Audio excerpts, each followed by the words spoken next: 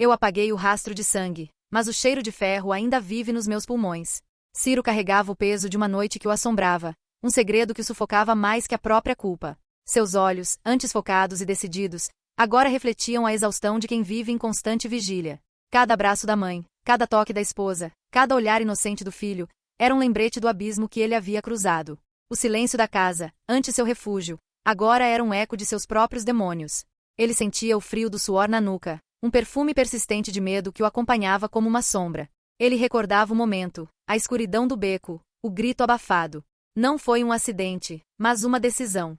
A decisão de intervir, de proteger, de apagar o que ele acreditava ser um erro irreversível. O plano era simples: limpar a cena, sumir com as evidências, garantir que ninguém soubesse. Para que ela, a única pessoa que importava, pudesse viver sem o fardo. Ele agiu rápido, com uma frieza que o aterrorizava.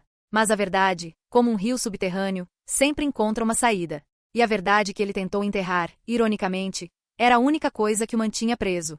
Anos depois, enquanto organizava papéis antigos da família, Ciro encontrou uma caixa esquecida no fundo de um armário.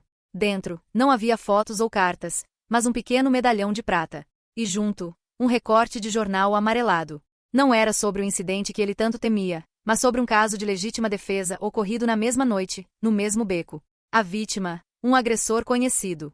A heroína, uma jovem mulher que agiu para salvar a própria vida. E então, a ficha caiu. A pessoa que ele pensou ter protegido de um crime, na verdade, havia sido a vítima que se defendeu. E ele, em seu pânico e desejo de protegê-la de um trauma, havia limpado a cena de um ato de coragem, não de um crime. A culpa que ele carregava não era por um assassinato, mas por ter roubado a ela a verdade de sua própria força. O medalhão escorregou de suas mãos. O som suave ecoou no silêncio do quarto. Lá fora, o sol nascia, pintando o céu de um dourado pálido.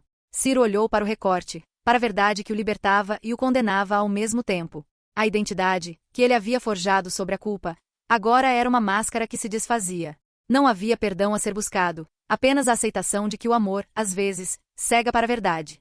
E o silêncio, que antes era seu tormento, agora era o seu refúgio, um espaço onde ele poderia, finalmente, começar a entender o verdadeiro significado de proteger.